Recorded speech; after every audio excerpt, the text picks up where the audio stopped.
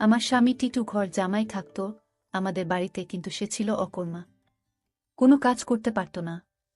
কিন্তু তাকে আমি অনেক পছন্দ করতাম, তাই বিয়ে করে ফেলি। আমার মেজ ভাবির সন্তান হতো না, তাই আমার মেজ ভাই সবসময় মনমরা হয়ে থাকত আর ভাবিকে বলতো তোকে ছেড়ে দিয়ে আরও একটা বিয়ে করব। কিন্তু হঠাৎ একদিন রাতে লক্ষ্য করলাম আমার স্বামী টিটু মেজ ভাবির ঘর থেকে বের হচ্ছে। তার কিছুদিন পর ভাবি মহতে যাচ্ছে। আমি তা শুনে আমার মাথা ঘুরে গেল। তাহলে কি আমার স্বামী ভাবিকে? তাহলে মূল ঘটনাটা খুলে বলি।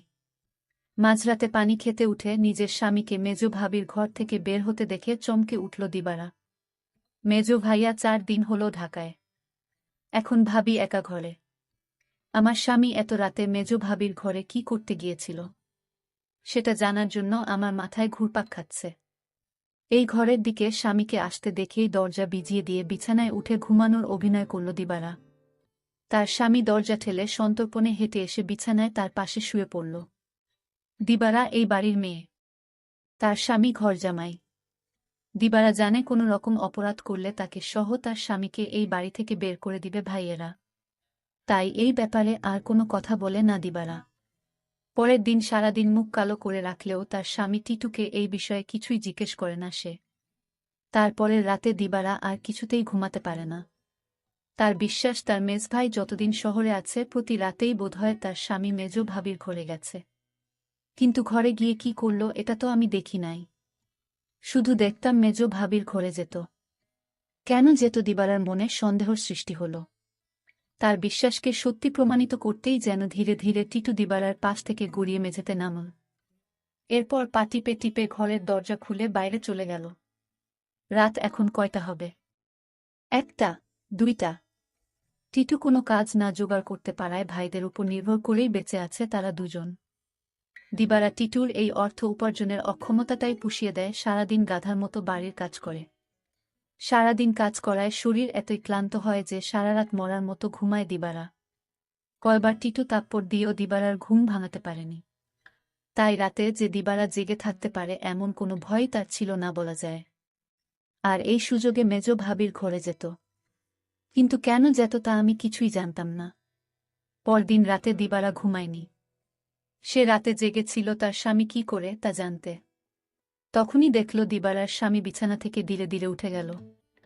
ঘর থেকে বের হয়ে মেজ ভাবির ঘরে গেল। কিছুক্ষণ পর মেজ ভাবির ঘর থেকে চিৎকার শোনা যাচ্ছে। মনে হচ্ছে ভাবির এক অন্যরকম চিৎকার। আমি ভাবতে থাকলাম কি হতে যাচ্ছে এখানে। আমি কিছুটা আন্দাজ করতে পারলাম না আসলে ওই ঘরে কি হচ্ছে। টিটু চলে যেতেই বালিশে মুখ গুজে ফুপিয়ে কেঁদে উঠল দিবারা। সে তার স্বামীকে কত ভালোবাসে। সে কিনা করে সারাদিন তার জন্য, আর সে কিনা তার সাথে বিশ্বাসঘাতকতা করতে পারে। দিবারা ভাবল ওই ভাবির ঘরে কেন আমার স্বামী টিটু যায়, এটা আমার যে করে হোক জানতে হবে। পরের 2 রাত অনেক চেষ্টা করেও জেগে থাকতে পারল না দিবারা। সারাদিনের কাজের ধকলে এতই ক্লান্ত থাকত যে মাঝরাত পর্যন্ত বিছানায় শুয়ে জেগে থাকা তার পক্ষে অসম্ভব ছিল। তারপরে যখন মেজভাই চলে এলো তখন থেকে দিবারা কিছুটা নিশ্চিন্ত হল। তারও কয়েকদিন পর এক রাতে গভীর ঘুমে ঘুমিয়ে রয়েছে দিবারা। অনেক ধাক্কাধাক্কি করে তাকে উঠালো তার স্বামী টিটু। ঘুম জড়ানো ক্লান্ত কণ্ঠে দিবারা বলল, কি হয়েছে? এত রাইতে ডাকেন কেন? লাইটটা একটু জ্বালাও তো।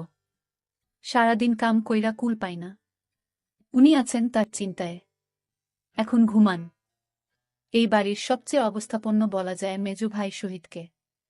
তার স্ত্রীও অবস্থাসম্পন্ন ঘরের মেয়ে। শহীদ মিয়ার বড় চালের আড়তের ব্যবসা। গ্রামের দিকে হলেও শহীদের ঘরটা দেখার মতো। ইট সিমেন্টের দেয়াল আর টিনের দোচালা।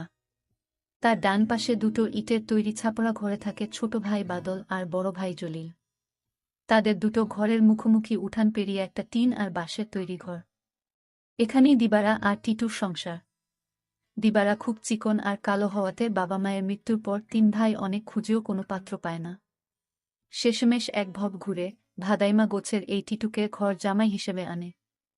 ভেবেছিল টুকটাক কিছু কাজে তাকে লাগাবে। কিন্তু সে পুরোই অকর্মা। সেই দিনের প্রায় 1 মাস পর বাড়িতে বিরাট উৎসবের মতো আয়োজন হল।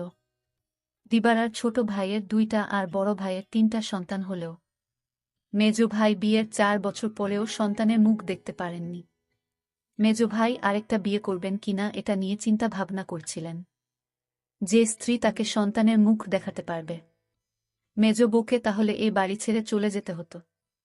ঠিক এই সময়েই আনন্দ সংবাদটা পেল সবাই। মেজ বৌমা হতে চলেছে। মেজ ভাইয়া আর ভাবির আনন্দ দেখে কে। এই উপলক্ষেই এই উৎসব আয়োজন। দিবারা যখন আনন্দের সাথে টিটুকে এই খবরটা দিল তখন সে সামান্য একটু মুচকি হেসে বলল, ভালোই তো। শুনছিলাম কোনো ফকিরের কাছ থেকে পানি পড়া নিচ্ছে। ফকিরটা কামেল। সেও কি যাবে নাকি সেই ফকিরের কাছে? কোথায় থাকে সে? যেখানেই থাকুক, তুমি যাবে কি না সেটা বলো। দিবারা বলল, আমার দরকার নাই। আমি সবই বুঝি, তুমি ভাবিরে ফকিরের কাছ থেকে পানি পড়া এনে দাও, এটা তোমার বানানো কথা। এটা আমি বিশ্বাস করি না। দিবারা আরও বলল, আমি একদিন তোমার এই রহস্য খুঁজে বের করব। আর যেদিন তুমি ধরা পড়বে সেদিন বুঝতে পারবে তোমার কি অবস্থা হয়। টিটু তখন বলেছিল, তুমি আমারে বিশ্বাস করো না। দিবারা বলল, করি, কিন্তু তুমি তোমার প্রতি আমার বিশ্বাস দিন দিন উঠে যাচ্ছে। যতদিন পর্যন্ত আমি জানতে না পারব তুমি মেজ ভাবির ঘরে কেন যাও, ততদিন পর্যন্ত তোমার প্রতি আমার আর বিশ্বাস হবে আর হবে না। দিবারা এই কথা বলে ঘুমাতে গেল। তার স্বামী টিটুও তার সাথে শোয়া ছিল, কিন্তু হঠাৎ করেই দেখল তার স্বামী বিছানায় নাই। তখন দিবারা চিন্তা পড়ে গেল, আজও চলে গেল। ভাবির রুম থেকে এক প্রকার চিৎকার আসতে শুরু করল। আমি কিছুই বুঝতে পারলাম না, এটা কিসের চিৎকার। মনে হচ্ছে মেয়েলি কণ্ঠ। প্রায় 1 ঘণ্টা পর দিবারা দেখতে ফেল মেজ ভাবির রুম থেকে বের হতে। দিবারার মনে দিন দিন সন্দেহ বাড়তে লাগল। তারপর দিবারা ভাবল, একদিন আমি জানালা দিয়ে দেখব তারা কি করে। দিবারার স্বামী দিন দিন দিবারার প্রতি কমে যাচ্ছে। কিন্তু আজ 2 দিন যাবৎ দিবারার স্বামী মেজ ভাবির রুমে যাচ্ছে না, সেটা লক্ষ্য করল দিবারা। দিবারা তার স্বামী টিটুকে জিজ্ঞেস করল, কই, আজকাল তো তোমায় আর দেখি না ভাবির রুমে যেতে। তার স্বামী টিটু তাকে একটা তাপ্পড় মেয়ে বলল, তোমার বাবার বাড়ি থাকি বলে তুমি কি আমায় যা বলবে তাই মনে করবে? সবকিছুর ভিতর শুধু কি তোমার অধিকার আছে, আমার নেই? এর মধ্যে হঠাৎ খবর আসলো মেজ ভাবি মা হতে চলেছে। দিবারা সেটা শুনে থমকে গেল, কারণ মেজ ভাবির স্বামী মানে আমার মেজ ভাইয়ার তো সমস্যা ছিল। তাহলে কিভাবে সে মা হতে চলল? আমার মাথায় কোনো কাজ করছে না। আমার মনে সন্দেহ হতে লাগল। দিবারা তার স্বামীকে বলল, আপনি এখন আর দেখি দিবারার রুমে যান না কেন? কখন কি করব সেটা আমার ব্যাপার। যাই হোক, আমি এবার অপেক্ষায় আছি কখন আবার আমার স্বামী তার রুমে যায় সেই প্রতীক্ষায়। এর কিছুদিন পর তার স্বামী টিটু ভাবির রুমে গেল। তারপর আমি জানালা দিয়ে যা দেখলাম তা দেখে আমার চোখ ছানা বড়া হয়ে গেল। দিবারা এই দৃশ্য দেখে সে বিছানায় শুয়ে কান্না করতে লাগল। ঠিক তখনই আমার স্বামী টিটু আমার রুমে এসে পড়ল আর আমায় বলতে লাগল, আরে শাহানা, লাইট জ্বালাও না, দেখ কি দেই। বিরক্ত হয়েই বিছানা থেকে নেমে লাইট জ্বালালো দিবারা। তারপর চকিতে এসে বসল। টিটু তার সবগুলো দাঁত বের করে হেসে পাঞ্জাবির পকেট থেকে এক জোড়া চুড়ি বের করল। আরেকটু কাছে আসো, পরায়া দেই। চুড়িগুলো দেখে চিনল দিবারা এগুলো স্বর্ণের। আর এর মালিক যে মেজ ভাবি ছাড়া কেউ না, তাও সে ভালো করে জানে। সে ভয়ে ভয়ে ফিসফিস করে বলল, এগুলা তো মেজ ভাবির। তুমি পাইলা কই? আরে ভয় পাইও না, চুরি করি নাই। মেজ ভাবি আমারে দিচ্ছে। বলো কি? সে কেন দেবে? তোমারে একটা কথা কই। কই কই কইরাও এতদিন কইতে পারি নাই শর্মে। ভাবছিলাম তুমি আমারে ভুল বুঝবা, কিন্তু তোমারে আমি কি কিছু গোপন করি বলো? ভুল বুঝো না বউ। মেজ ভাই এইবার ঢাকায় যাওয়ার পর কয়রাত আমি মেজ ভাবির ঘরে গেছিলাম। টিটু আবার বলল, মেজ ভাই ঢাকা যাওয়ার পরে মেজ ভাবির কয় রাত খুব জ্বর হয়েছিল, কিন্তু তার যত্ন করার মতো কেউ ছিল না। তাই ভাবি কইল, দেখ টিটু, তোরে আমি ভাইয়ের মতোই দেখি। আমার সারাদিন ভালো লাগে, খালি একটু দুর্বলতা থাকে, কিন্তু রাত হইলেই জ্বর বাড়ে। তুই কি রাইতে আইসা আমার মাথায় একটু পানি ঢালতে পারবি? দিবারা অবাক হয়ে বলল, আমারে কইতে পারত। ছোট ভাবি, বড় ভাবি আছে, তোমারে কইল কেন? আমারে সারা দিনে জ্বরের কথা একবারও কইল না। টিটু মুখটাকে মলিন করে বলল, দেখলা, সব আমার কপালের দোষ। আমি জানতাম তুমি আমারে সন্দেহ করবা। আমি কি আর মাইনষে বিশ্বাস পাওয়ার যোগ্য? দিবারা এবার কাঁদো কাঁদো হয়ে বলল, না গো, আমি ওইটা বলি নাই। আমি তোমারে বিশ্বাস করুম না তো কারে করুম কও? তুমি ছাড়া আমার আর কেরা আছে? তুমি আমারে ঠকাইবা ফিরিসতা আইসা কইলেও বিশ্বাস করুম না। এই না হইলে আমার বউ। শুনো, ভাবিরে কইলাম দিবারারে পাঠায় দিবনে। ভাবি কইল, আহা, বেচারি সংসারটার লাইগা কাজ কইরা সারাদিন মরতাছে, তারে আবার রাইতে ত্যাক্ত করা কেন? দিবারা জানে যে আমি তোমারে ভাই মানি। তুমিই আইসো। দিবারা কিছুই মনে করবে না জানলেও। ওর মন এত নষ্ট না। তবুও আমি তোমারে কিছু কই নাই ডরে। তাছাড়া বুঝি তো পরের বাড়িতে থাকি। বেশি তর্ক মানায় না। এই জন্যই আমি তোমার ভাবির রুমে গেলাম চুপি চুপি। কারণ রাতে তোমার ভাবির মাথায় পানি না দিলে কি তখন জ্বর ছাড়ত?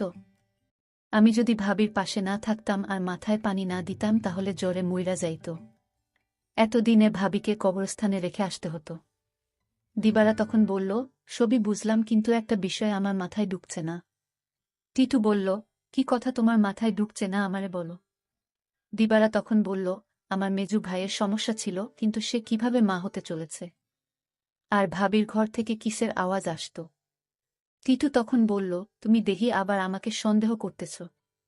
এই সন্দেহটা তোমাকে দূর করে দেই। তোমার মেজো ভাবি একদিন আমায় বলল, আমার সংসারটা মনে হয় টিকবে না। আমি বলেছিলাম, কেন টিকবে না? কারণ আমার কোনো সন্তান নেই। তাই স্বামী আরেকটা বিয়ে করতে পারে বলে আমায় বলল। আর তখনই আমি বলেছিলাম, তোমার ভাবিকে শোনো, তুমি কিছু চিন্তা করো না, আমি সব ব্যবস্থা করতাছি। আমি তখন এক ফকির বাবার কাছে গেলাম। ভাবির সমস্যাগুলো খুলে বললাম। ফকির বাবা বলল, আমি তোমায় এক গ্লাস পানি পড়া দিব। সেটা 2-3 ফুটা করে সপ্তাহখানে খেতে হবে। তাও নিজ হাতে খেলে হবে না, তার স্বামী তাকে কাওয়াই দিতে হবে। তখন তো বড় ভাই বাড়িতে ছিল না। আমি কোনো উপায় না পেয়ে এক গ্লাস পানি পড়া নিয়ে আসলাম। আর এই ফকির বাবার পানি পড়া খেয়ে আল্লাহর রহমতে সে সন্তান লাভ করেছে, বুঝলে এবার দিবারা। আর তোমার ভাবির ঘর থেকে যে শব্দ আসত সেটা ছিল এলইডির শব্দ। তুমি তো শুধু শুধু আমায় সন্দেহ করতে। দিবারার চোখ ভিজে উঠে। আহা, তার এই স্বামীকে আর ভাবিকেই নাকি সে ভুল বুঝেছে। কি বাজে চিন্তাই না করেছে সেই রাতে তার স্বামীকে ভাবির ঘর থেকে বের হতে দেখে। সে সিদ্ধান্ত নেয় তার সহজ সরল এই স্বামীকে আর কোনোদিন সন্দেহ করবে না সে। টিটু বলল, আমি সেবাযত্ন করাতেই তো ভাবি সুস্থ হইয়া গেল। তাই তো খুশি হইয়া দিল এই চুরি জোড়া, কইল দিবারারে দিও। তবে দিনের বেলা এটা পইর না, সাহানা। বুঝি তো পরের ঘরে থাকি, 5 লোকে 5 কথা কইব। দিবারা তখন কেঁদে কেঁদে বলল, আমি তোমাকে অনেক কষ্ট দিয়েছি, তোমাকে অযথা সন্দেহ করেছি, আসলে তুমি নিষ্পাপ। দিবারা বলল, তুমি মেজো ভাবির ঘরে গিয়ে মেজো ভাবিকে মায়ের মতো যত্ন করে সুস্থ করে তুলেছে, এরকম স্বামী এখনকার যুগে পাওয়া বড় কঠিন। দিবারা বলল, আমায় ক্ষমা করে দিও তুমি। তুমি ক্ষমা না করলে আল্লাহ আমাকে ক্ষমা করবে না। টিটু তখন হেসে বলল, আমি তোমাকে ক্ষমা করে দিয়েছি। বন্ধুরা, আজকের গল্পটি কেমন লাগলো তা অবশ্যই কমেন্ট করে জানাবেন, আর এরকম নতুন নতুন ভিডিও পেতে আমার চ্যানেলটিকে সাবস্ক্রাইব করে পাশে থাকবেন। ধন্যবাদ।